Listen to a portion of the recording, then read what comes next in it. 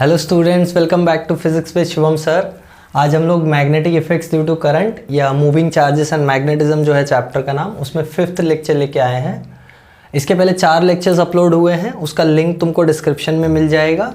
और इसके पहले जो 4th लेक्चर अपलोड हुआ है उसका कंटिन्यूएशन है ये 5th लेक्चर, क्योंकि 4th लेक्चर में हमने किया था एम्पियर सर्किटल लॉ।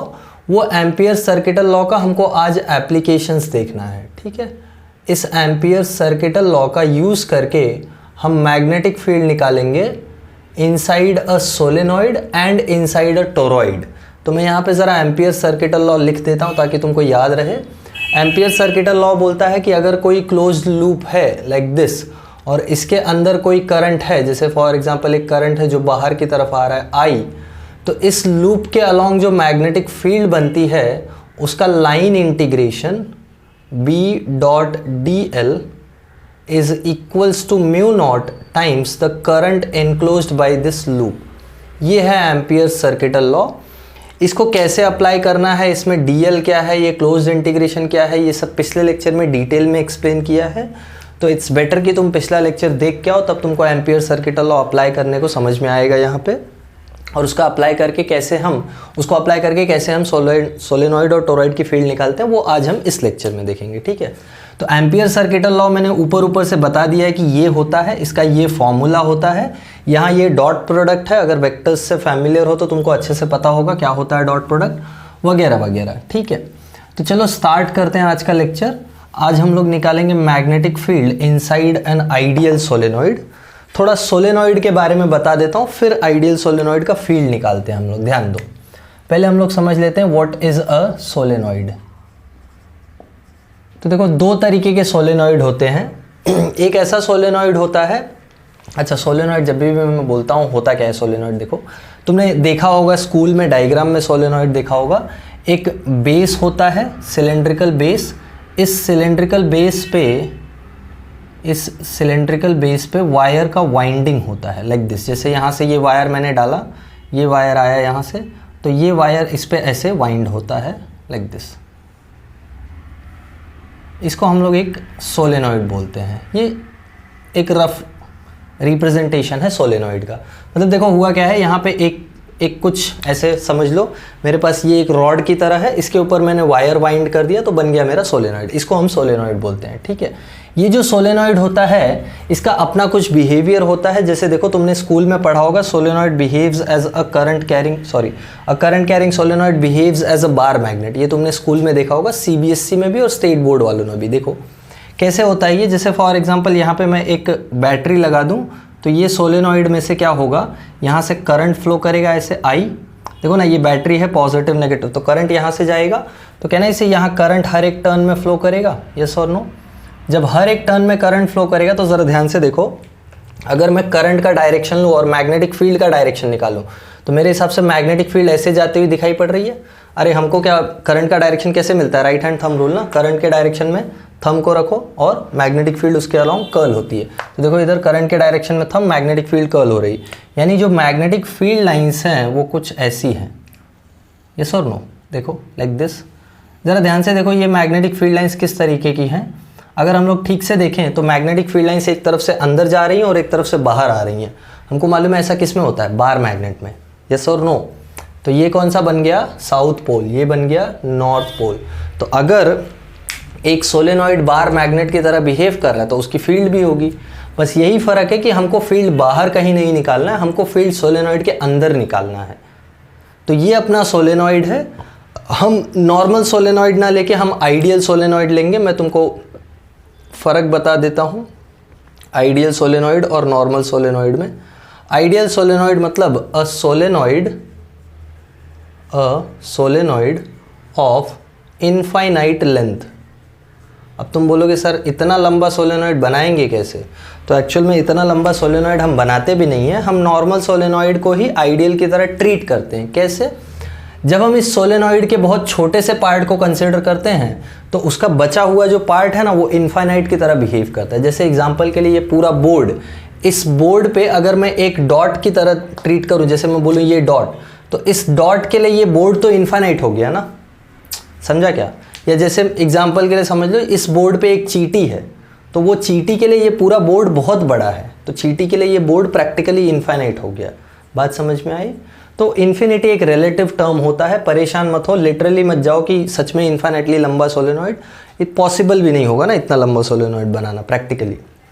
ठीक है, तो हम आइडियल सोलेनॉइड लेंगे और आइडियल सोलेनॉइड के बेसिकली सेंटर के पास फील्ड निकालेंगे। तो मैं तुमको कुछ कंसेप्ट्स क्लियर करता हुआ चल रहा हूँ कि कहाँ पे फील्ड निकालना है हमको। तो हमको we will find magnetic field near the centre of the solenoid. ऐसा क्यों करेंगे? इसके लिए बहुत सारे रीजंस है, बट एक रीज़न मैं तुमको इसलिए बता देता हूँ, एक रीज़न मैं तुमको बता दे रहा हूँ। वो रीज़न ये है कि अगर सेंटर के पास में देखो तो सारी फील्ड लाइंस देखो पैरेलल और इक्विडिस्टेंट है। पैरेलल और equidistant field lines constant magnetic field का रिप्रेजेंटेशन होती है, यानी सेंटर के पास जो फील्ड आएगी वो कांस्टेंट होगी। तो हमको उसी फील्ड को फाइंड आउट करना है, हमको बाकी फील्ड्स को फाइंड आउट नहीं करना है। जैसे अगर मैं एजेस पे देखूँ तो एजेस पे बहुत सारी फील्ड लाइंस देखो ऐसे कन्वर्ज हो रही होंगी, यहाँ से डाइवर्ज हो रही होंगी, तो फील्ड लाइंस का नंबर चेंजिंग होगा। यहाँ फील्ड लाइंस का नंबर कांस्टेंट होगा सेंटर में, इसलिए हम सेंटर के पास ही फील्ड निकालेंगे। बात समझ में आ गई? ठीक है। दूसरा चीज़, अगर ये इनफाइनाइटली लॉन्ग सोलेनॉइड है तो मुझे पता है सोलेनॉइड में कुछ वायर का टर्निंग किया हुआ है, नंबर ऑफ टर्न्स है। तो फॉर आइडियल सोलेनॉइड एक कॉन्सेप्ट याद रख लो, फॉर आइडियल सोलेनॉइड, ये डेरिवेशन 2 मिनट का है, 2-3 लाइन में ख़त्म हो जाता है डेरिवेशन, बस उसके पीछे का कॉन्सेप्ट तुमको डिटेल में बता रहा हूँ। और इसका डेरिवेशन बहुत इंपॉर्टेंट है, बोर्ड में टोरॉइड वाला डेरिवेशन 2 मार्क के लिए पूछा था इस बार 2023 में। तो ये दोनों ही इंपॉर्टेंट होते हैं, सोलेनॉइड और टोरॉइड, बस उसके पीछे के कॉन्सेप्ट्स को समझना ज़रूरी है।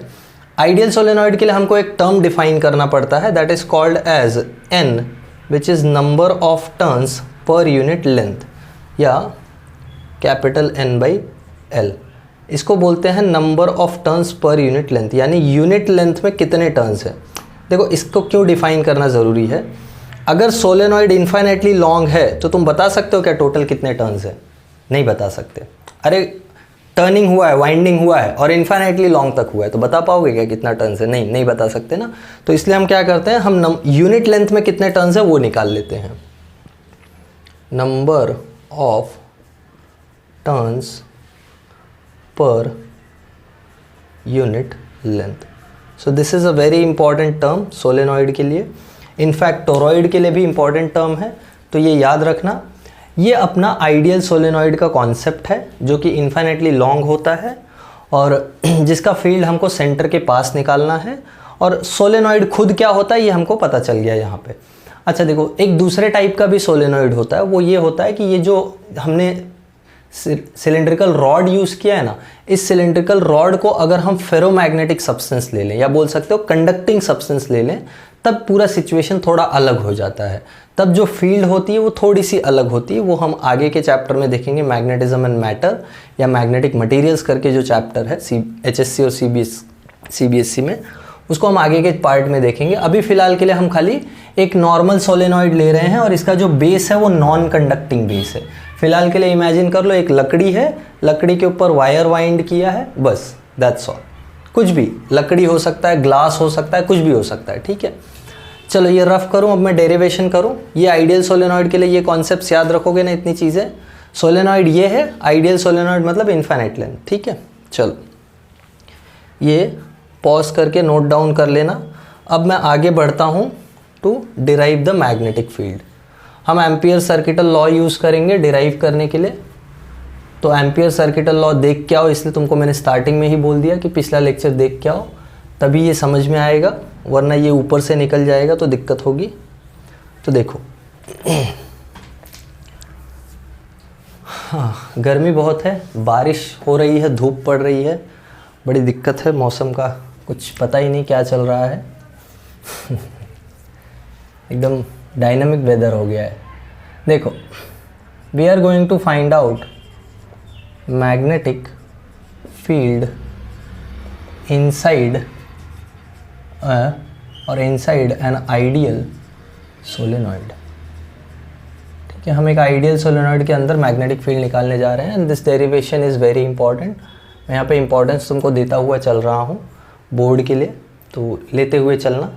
Now let's see, ideal solenoid के लिए मेरे पास क्या होगा, मेरे पास एक इन्फाइनाइटली लॉन्ग बेस होगा जिस पे वाइंडिंग होगा, तो मैं इसको इन्फाइनाइटली लॉन्ग ले लेता हूँ यहाँ भी और यहाँ भी, और इस पे वायर का वाइंडिंग है लाइक दिस।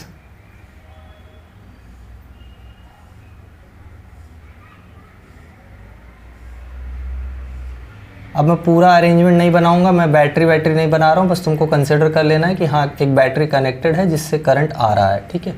ये ऐसे मेरे पास एक आइडियल सोलेनॉइड है, या छोड़ो जाने दो, इसको आगे कंटिन्यू रखते हैं लाइक दिस, ये आगे जाके आगे कंटिन्यू होगा, ठीक है। मैं कंसिडर कर लेता हूँ कि सोलेनॉइड में करंट फ्लो कर रहा है ऐसे, ये करंट का डायरेक्शन, ठीक है।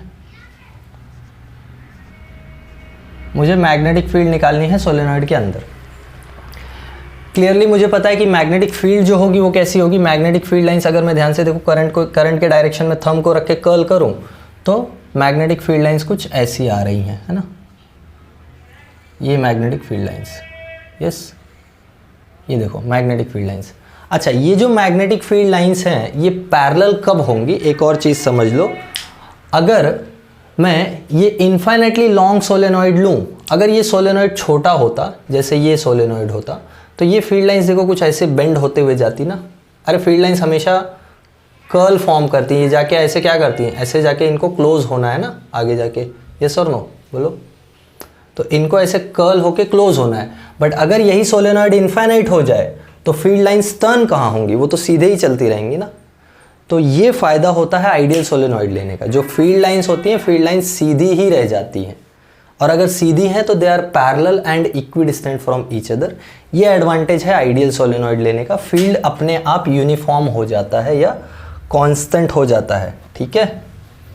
चलो अब हम निकालते हैं फील्ड। देखो फील्ड निकालने के लिए क्या करना पड़ेगा, फील्ड निकालने के लिए हमको इस सोलेनॉइड का एक सेक्शन लेना पड़ेगा, ऐसे लैटरल सेक्शन। लैटरल सेक्शन मतलब कैसा लैटरल सेक्शन, जैसे समझ लो ये एक सिलेंडर है ना, ये सिलेंडर, इसको मैं ऐसे बीच, एक सेकेंड रुको, देखो समझो, जैसे ये जो सोलेनॉइड है इसका जो पार्ट है सिलेंडर वाला, इस बॉटल की तरह समझ लो। अब इस बॉटल को मैं ऐसे बीच में से काटूं लाइक दिस, ऐसे बीच में से काट दूं, तो मुझे क्या मिलेगा, मुझे एक हॉलो सेमी सर्कल जैसा पार्ट मिलेगा। समझ में आ रहा है, देखो ये बॉटल है, ये बीच में से हॉलो है, राइट, सेम ये भी है, बीच में से हॉलो है, उसके ऊपर वाइंडिंग किया है।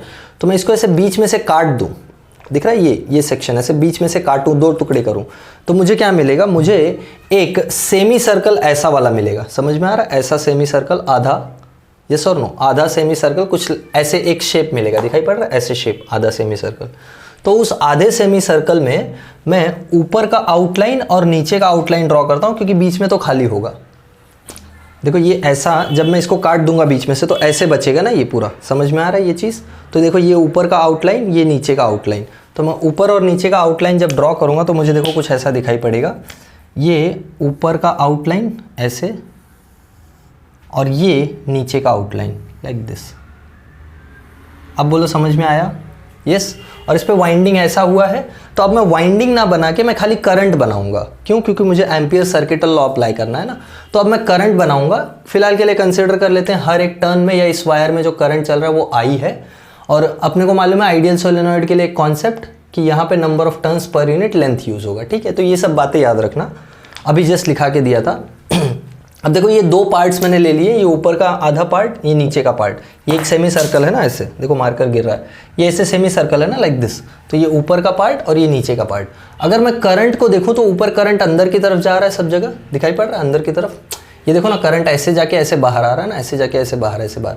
तो इधर वाला जो करंट है वो सब अंदर की तरफ जाएगा, और इधर वाला करंट कहाँ जाएगा, बाहर की तरफ। अब मैं ये किस लिए कर रहा हूँ, मेरे को मालूम है एम्पियर सर्किटल लॉ अप्लाई करने के लिए करंट डिसाइड करना पड़ता है, अंदर बाहर वाला। तो यहाँ ऊपर सब करंट अंदर की तरफ जा रहा है, समझा, यहाँ करंट अंदर की तरफ जा रहा है और नीचे करंट बाहर की तरफ आ रहा है, समझा। अंदर जाने वाले करंट को हम लोग क्रॉस से रिप्रेजेंट करते हैं और बाहर आने वाले करंट को हम लोग डॉट से रिप्रेजेंट करते हैं। और क्लियरली याद रखना ये सोलेनॉइड इन्फिनिटली लॉन्ग है, यानी इधर भी इन्फिनिटली लॉन्ग है। मैग्नेटिक फील्ड लाइंस कैसी हैं, magnetic field lines straight and parallel to each other हैं, ये मत भूलना। क्यों ऐसा है, क्योंकि ये सोलेनॉइड इनफाइनाइट है तो अंदर फील्ड लाइंस पैरेलल और इक्विडिस्टेंट है। ये एक रिप्रेजेंटेटिव डायग्राम है तुम्हारा सोलेनॉइड का फील्ड निकालने के लिए। देखो हमने सोलेनॉइड का ऊपर का पार्ट और नीचे का पार्ट कैसे निकाला, इसको बीच में से काट के, बीच में से काटा तो फील्ड लाइंस दिखाई पड़ रही हैं, करंट अंदर जाता हुआ दिखाई पड़ रहा है, करंट बाहर आता हुआ दिखाई पड़ रहा है। बात समझ में आई? ठीक है, हमको यहाँ कहीं कंसिडर कर लेते हैं फील्ड निकालना है इस पॉइंट P पे।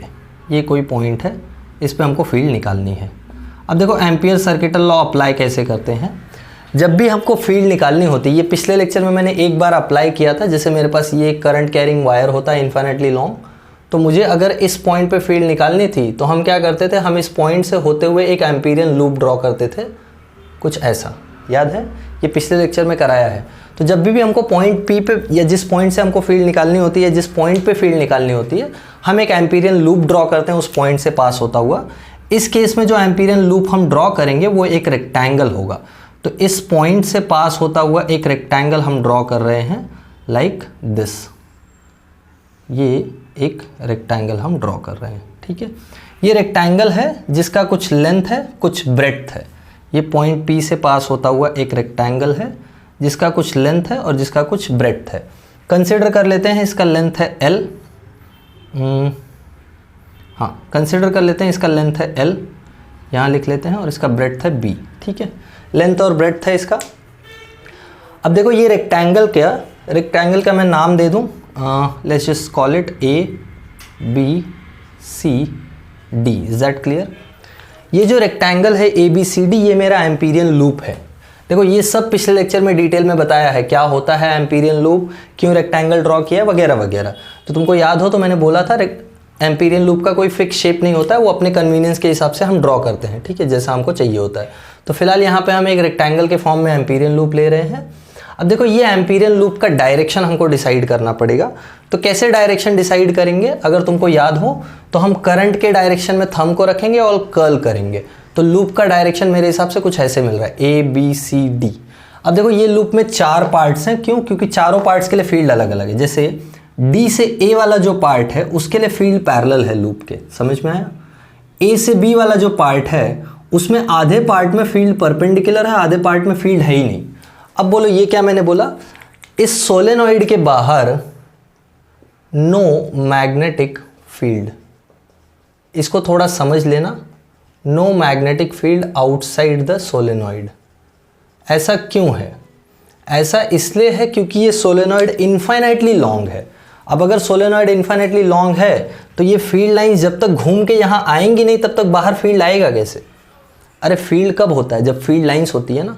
देखो ये फील्ड लाइंस जब घूम के यहाँ आएंगी तभी तो बाहर कोई फील्ड एग्जिस्ट करेगा, बट ये फील्ड लाइंस बेंड होके आ ही नहीं रही है because the solenoid is infinite और इनफाइनाइटली लॉन्ग। तो ये फील्ड लाइंस को बेंड होने का टाइम ही नहीं है because they are going for infinity. तो ये जब बेंड होके रिटर्न आएंगी तब यहाँ फील्ड होगा। तो अभी हमारे अजम्पशन के लिए यहाँ कोई फील्ड नहीं है, तो इतने पार्ट में कोई फील्ड नहीं है। तो B से C वाला जो सेगमेंट है इस एम्पीरियन लूप का, उसमें कोई फील्ड ही नहीं है। C से D वाले में आधे पार्ट में कोई फील्ड नहीं है और आधे पार्ट में फील्ड परपेंडिकुलर है। बोलो बात समझ में आई? ठीक है, अब हम एम्पियर सर्किटल लॉ लगाएंगे। So according to Ampere's circuital law ACL, हमको मालूम है closed integral B dot DL is equals to mu naught times I enclosed. अब ये देखो ये जो क्लोज्ड इंटीग्रल है ये हम पूरे लूप पे लगा रहे हैं, यानी ABCDA, क्लोज्ड लूप ना, ABCDA। इसको हम ब्रेक करके लिखेंगे 4 पार्ट्स में। कैसे और क्यों? वो ऐसे कि ABCDA जो लूप है इसमें मैंने अभी बताया 4 पार्ट्स हैं। AB वाला पार्ट के लिए फील्ड अलग है, BC वाले पार्ट के लिए फील्ड है ही नहीं, CD वाले पार्ट के लिए बिहेवियर अलग है और DA वाले पार्ट के लिए बिहेवियर अलग है। इसलिए हम इस इंटीग्रेशन को 4 पार्ट में ब्रेक कर लेंगे। तो पहला जो पार्ट होगा उसको हम लोग लिखेंगे इंटीग्रेशन। देखो इधर ध्यान से, इसको हम लिखेंगे इंटीग्रेशन। कहाँ से कहाँ तक पहला पार्ट है अपना? A से B। तो integral AB dot DL plus integral BC B dot DL plus integral C D B dot D L plus integral D A B dot D L, this is all equals to mu naught times I enclosed. देखो ये जो D L हमने select किया है ये हर एक segment के लिए अलग अलग डी एल लेंगे। जैसे एग्जांपल के लिए ए बी में हम एक डी एल ए बी के अलॉन्ग सेलेक्ट करेंगे, तो यहाँ जो डी एल वेक्टर आएगा वो ये डी एल वेक्टर होगा, this is D L vector. यहाँ जो डी एल वेक्टर आएगा वो ये डी एल वेक्टर होगा, यहाँ जो डी एल वेक्टर आएगा वो ये डी एल वेक्टर होगा, यहाँ जो डी एल वेक्टर आएगा वो ये डी एल वेक्टर होगा। ज़रा हर एक डी एल वेक्टर और बी वेक्टर में एंगल देखते हैं। ए से बी वाले पार्ट में डी एल और बी में एंगल कितना है, 90 डिग्री। ये मैग्नेटिक फील्ड, ये डी एल वेक्टर, तो डी एल वेक्टर और मैग्नेटिक फील्ड में एंगल 90, तो एंगल 90 यानी डॉट प्रोडक्ट हटाओगे तो cos 90 0, तो ये वाला पार्ट डायरेक्टली हट गया। या अगर मैं इसको ब्रेक करूं, डॉट प्रोडक्ट हटाऊं, तो इसको मैं लिख सकता हूं integral B D L cos 90 plus यहाँ तो मैग्नेटिक फील्ड ही 0 है, बाहर फील्ड ही नहीं है बी से सी वाले पार्ट में, तो ये क्लियरली क्या हो गया 0, तो इसको मैं डायरेक्टली लिख देता हूँ 0 प्लस सी से डी वाले पार्ट में बी डी एल cos 90, बोलो हाँ या ना, ए बी देन ये C D and then last वाला डी ए वाले पार्ट में देखो डी एल वेक्टर इधर, मैग्नेटिक फील्ड भी इधर, एंगल 0, तो cos 0 यानी ये हो जाएगा बी डी एल cos 0। कहाँ से कहाँ तक है ये, डी से ए तक। This is all mu not I enclosed. Don't worry, हो गया अभी ये वाला 0 हो गया cos 90, ये वाला 0 cos 90 बचा ये, तो देयरफॉर अच्छा बी कांस्टेंट है या नहीं, अभी बताया आइडियल सोलेनॉइड के लिए बी अंदर कांस्टेंट है क्योंकि ये फील्ड इन्फिनिट तक जा रही है, तो फील्ड लाइंस पैरेलल और इक्विडिस्टेंट होंगी, तो बी बाहर आ जाएगा, तो इसको हम लोग लिखेंगे B integration d l d A, yes और no, this is equals to mu naught. अच्छा आई एनक्लोज्ड अब सब्स्टिट्यूट कर देते हैं। देखो यहाँ से यहाँ तक टोटल कितना करंट है, ये डी ए वाले पार्ट में टोटल कितना करंट है, या मैं बोल सकता हूँ लूप में टोटल कितना करंट है, तो मेरे हिसाब से लूप में टोटल इतना करंट है, दिखाई पड़ रहा है, ये टोटल करंट है। इसका वैल्यू कैसे निकालोगे, इसमें कुछ भी नंबर ऑफ टर्न्स हो सकते हैं, हमको मालूम है पर टर्न में करंट कितना है, पर टर्न में करंट आई है, एक टर्न में करंट आई है ना, तो ऐसे यहाँ टोटल कितने टर्न्स है, हमको ये भी नहीं पता है टोटल कितने टर्न्स है, क्यों, क्योंकि हमको number of turns per unit length पता है। बात समझ में आई, हमको यूनिट लेंथ के नंबर ऑफ टर्न्स पता है, यानी हमको पता है कि 1 मीटर में कितने टर्न्स हैं, तो ये कितना डिस्टेंस है, ये कितना लेंथ है, ये L लेंथ है, तो इसमें कितने टर्न्स हो जाएंगे N इंटू L। समझ में आया, बोलो। सो हम लोग यहाँ पे लिखते हैं, देखो साइड में एक छोटा सा part, since there are N turns per unit length, therefore there will be NL turns in L length। अरे 1 मीटर में N टर्न्स, तो L मीटर में कितने NL टर्न्स। कैसे, एक मार्कर का प्राइस 5 रुपया, तो 10 मार्कर का प्राइस 5 इंटू 10, समझा, या 10 इंटू 5, एक मार्कर का प्राइस 5 रुपीज़, तो ऐसे 10 मार्कर्स हैं, कितना प्राइस हो जाएगा 10 इंटू 5, तो वैसे ही एक मीटर में टर्न्स N, तो L मीटर्स में टर्न N इंटू L, ठीक है। तो ऐसे कितने टर्न्स है अपने पास N इंटू L, एक टर्न में करंट कितना है I, तो टोटल करंट कितना हो गया NLI, so mu naught NLI। बोलो समझ में आई बात, बोलो बात समझ में आई या नहीं, ठीक है। ये DL का इंटीग्रेशन करोगे तो क्या मिलेगा, DL का इंटीग्रेशन यानी D से A तक जितने भी DL हैं सबको ऐड करो, तो D से A तक जितने भी DL हैं सबको ऐड कर दोगे तो तुमको क्या मिल जाएगा, D से A तक का लेंथ जो कि है L, so BL is equals to mu naught NLI। L से L कट गया, मैग्नेटिक फील्ड की वैल्यू आ गई है, मुबारक हो, mu naught NI। This is very very very important, जो तुमको याद रखना है। ये मैग्नेटिक फील्ड का वैल्यू है इनसाइड अ सोलेनॉइड। इसको नोट डाउन करो अच्छे से, इसको अच्छे से नोट डाउन करो और पॉज करके एक एक चीज़ को समझो। देखो कैसे डिराइव किया, पहले ध्यान रखना है। इस सोलेनॉइड को हमने कट किया 2 पार्ट्स में, दो पार्ट्स मतलब लैटरली दो पार्ट्स में कट किया है। तो जो पार्ट अपने पास बचा है वो एक सेमी सर्कल की तरह दिखाई पड़ रहा है, जिसका ऊपर का पार्ट नीचे का पार्ट हमने ड्रॉ किया, जिसमें ऊपर वाले में करंट अंदर की तरफ जा रहा है, नीचे वाले में से करंट बाहर की तरफ आ रहा है। तो हमने एक पॉइंट P सेलेक्ट किया, इस पे से लूप ड्रॉ किया, एम्पीरियन लूप। ये एम्पीरियन लूप के 4 पार्ट्स हुए, AB, BC, CD, DA, ठीक है। और इस चारों पार्ट्स में जो फील्ड का बिहेवियर है उसको यूज़ करके हमने रिड्यूस किया अपने इक्वेशन को। कैसे?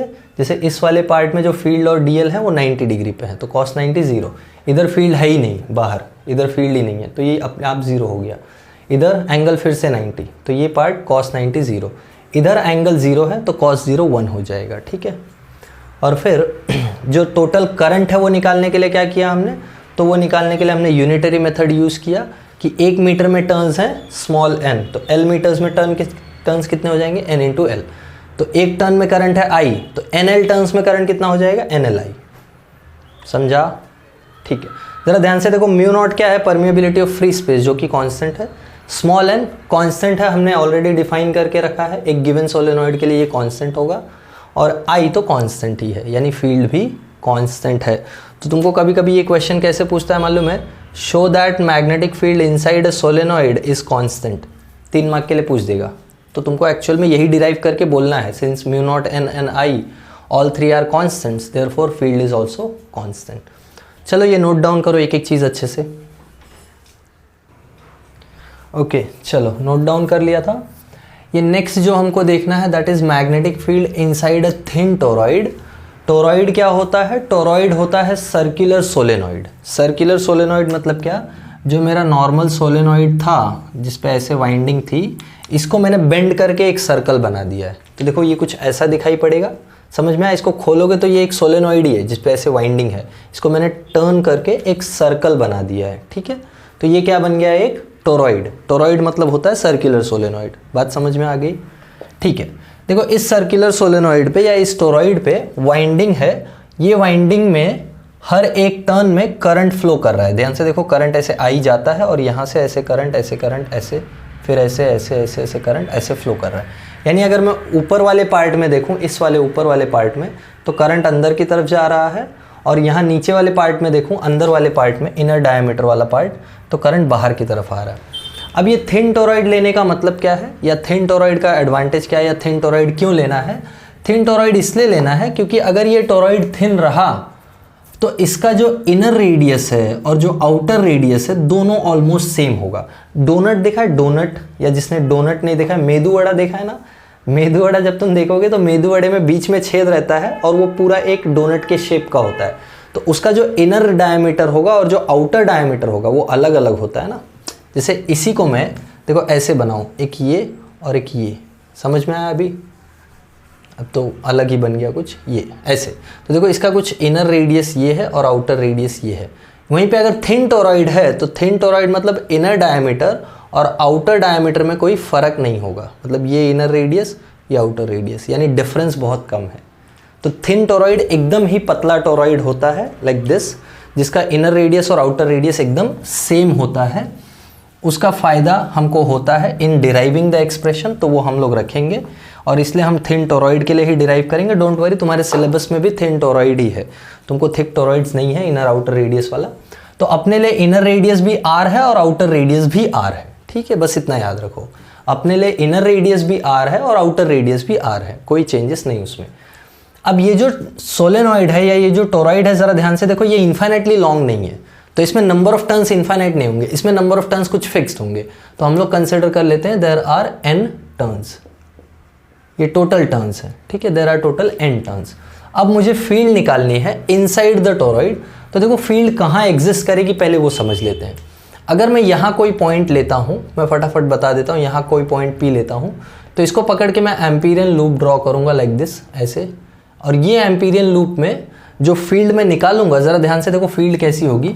फील्ड इस पूरे करंट के वजह से होगी, बट करंट अगर मैं ध्यान से देखूं तो जितना करंट बाहर आ रहा है अंदर वाले पार्ट से, देखो ये वाला पार्ट जो है करंट कैसा आ रहा है, बाहर की तरफ आ रहा है, और यहाँ करंट अंदर जा रहा है। तो जितना करंट बाहर आ रहा है उतना ही करंट अंदर जा रहा है। और हमने एम्पियर सर्किटल लॉ में देखा था कि अगर 2 टाइप के करंट्स हैं अंदर और बाहर आने वाले, तो एक को पॉजिटिव दूसरे को नेगेटिव, यानी अगर जितना करंट बाहर आ रहा है उतना ही अंदर जा रहा है, तो टोटल करंट कैसा हो गया, ज़ीरो।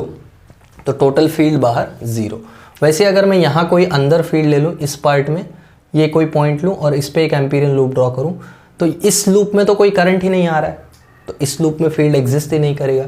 यानी जो मैग्नेटिक फील्ड एग्जिस्ट करेगा वो सिर्फ और सिर्फ इस रीजन में एग्जिस्ट करेगा, यहाँ टोरॉइड के इनर पार्ट में, या बोल सकते हो टोरॉइड के बॉडी के अंदर ही फील्ड एग्जिस्ट करेगा। तो अब इसका फील्ड निकालना है तो हम क्या करते हैं, हम फिर से इसका क्रॉस सेक्शन ले लेते हैं, या लैटरल सेक्शन, जैसे हम लोग LS बोलते हैं ना, लैटरल सेक्शन ले लेते हैं। जैसे अभी सोलेनॉइड का लिया ना, ये सोलेनॉइड था, इसको ऐसे बीच में से काटा, जैसे ये सोलेनॉइड था, इसको ऐसे बीच में से काटा, तो मेरे को ऊपर का सेमी सर्कल का नीचे का सेमी सर्कल दिखाई पड़ा है ना, कुछ ऐसे शेप दिखाई पड़ा था ना मेरे को। तो वैसे ही जब मैं इसको दो टुकड़ों में ऐसे काटूंगा बीच में से, तो मुझे देखो क्या शेप दिखाई पड़ेगा, ध्यान से देखना। मुझे ये उसका बाहर वाला सरकमफरेंस, ऐसे ध्यान से देखना, ये बाहर वाला सरकमफरेंस और ये अंदर वाला सरकमफरेंस कुछ ऐसे दिखाई पड़ेगा। अभी मैं डिस्टिंक्शन इसलिए बना रहा हूँ छोटा बड़ा, क्योंकि तुमको क्लियरली दिखाई पड़े कि हम लोग क्या कर रहे हैं, बस इसको जूम करके बनाया है। बट एक बात तुमको याद रखनी है ये कि दोनों डायमीटर्स क्या है, नियरली सेम है, ठीक है। तो मुझे ये कुछ ऐसा शेप दिखाई पड़ता है जिसमें मुझे मालूम है कि जो बाहर का बाउंड्री है इसमें करंट किधर जा रहा है, अंदर की तरफ। यहाँ देखो सब में करंट किधर जा रहा है, अंदर की तरफ, ऐसे यहाँ करंट जा रहा है अंदर की तरफ।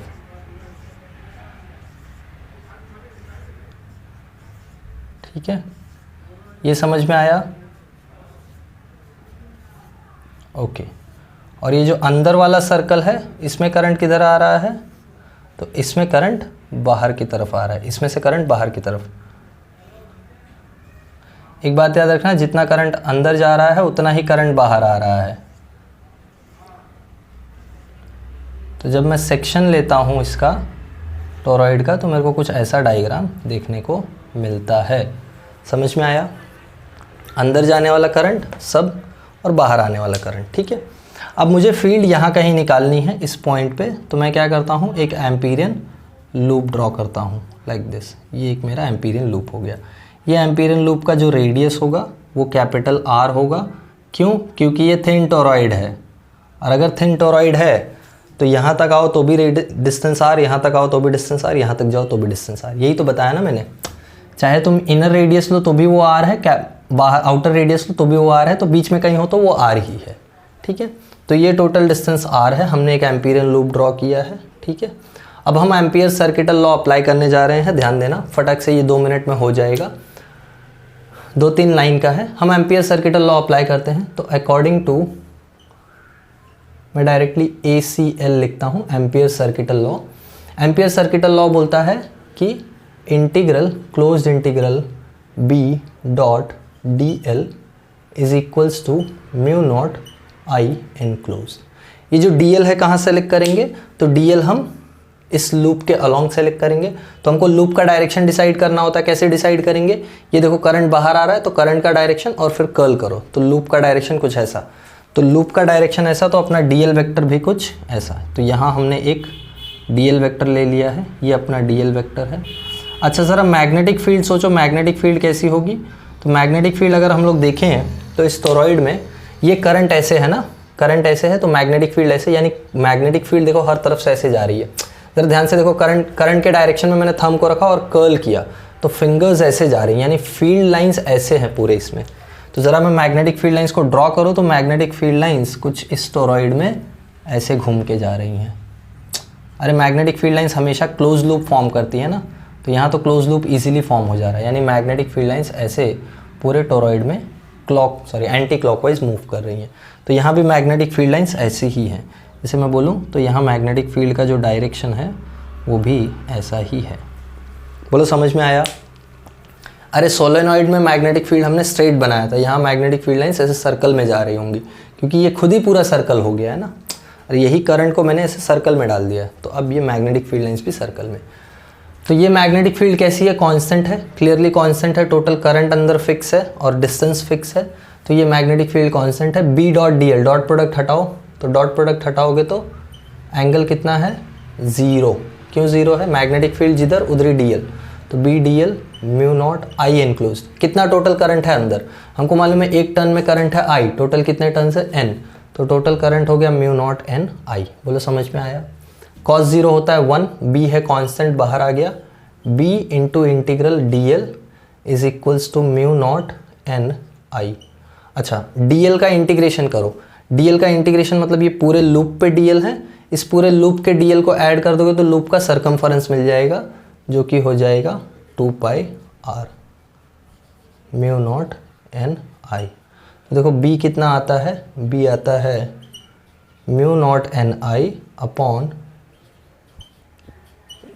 2 पाई r। ये एक्सप्रेशन 2 मार्क के लिए डिराइव करने को पूछा था तुमको इस साल बोर्ड्स में, महाराष्ट्र बोर्ड्स में, ठीक है।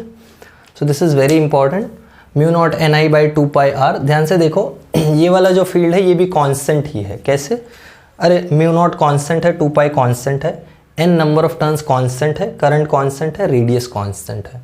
तो टोरॉइड के अंदर का भी जो फील्ड होता है वो कैसा होता है? कांस्टेंट होता है, ठीक है। तो ये भी कभी कभी तुमको बोल देता है show that the magnetic field inside a toroid is constant, तो वो तुम ऐसे शो कर सकते हो। तो ये हो गया अपना टोरॉइड का फील्ड, और यहाँ अपना मैग्नेटिक फील्ड निकालने वाला पार्ट खत्म होता है चैप्टर का। देखो मैंने बोला था स्टार्टिंग में चैप्टर में 2 पार्ट्स हैं। एक चैप्टर का पार्ट है जिसमें हम मैग्नेटिक फील्ड कैलकुलेट करेंगे, दूसरा पार्ट है जिसमें हम मैग्नेटिक फोर्स के बारे में बात करेंगे। तो ये मैग्नेटिक फील्ड वाला पार्ट खत्म हो रहा है यहाँ पे आज। देखो पानी गिर गया, पसीना गिर गया चश्मे पे इतना पसीना हो रहा है, इतना गर्मी है, ह्यूमिडिटी है, कुछ गर्मी ने परेशान करके रखा है। पढ़ाई कर लो तो गर्मी नहीं झेलनी पड़ेगी मेरी तरह ठीक है। देखो मैं क्या बोल रहा था? हाँ, तो अपना मैग्नेटिक फील्ड वाला पार्ट खत्म हो गया है यहाँ पे। अब हम इसके बाद अगले लेक्चर से मैग्नेटिक फोर्स का बात करेंगे डिटेल में, जहाँ पे चैप्टर का बाकी का पार्ट होगा। तो बाकी का पार्ट और डिटेल में है, जहाँ पे हम काफ़ी सारे इंस्ट्रूमेंट्स वगैरह, अपैरेटस, ये सब पढ़ेंगे। तो आई होप तुमको यहाँ तक समझ में आया है, जो भी है जैसा भी है। कुछ डाउट है अगर तो मुझे बताओ, अगर सब कुछ समझ में आया तो भी मुझे बताओ कमेंट्स में। और इट्स बेटर कि तुम अपना प्रिपरेशन भी साथ में करते हुए चलो, because it is for boards. Time pass तो नहीं रख सकते अभी, 11th हो गया जैसे तैसे, बट 12th में ऐसा नहीं चलेगा। तो 12th के लिए सीरियसली करो अच्छे से, क्योंकि ये सब क्वेश्चंस रियली बोर्ड्स में आते हैं। So you should be well prepared. Okay, चलो, I will see you all in next video. Bye everyone, have a good day.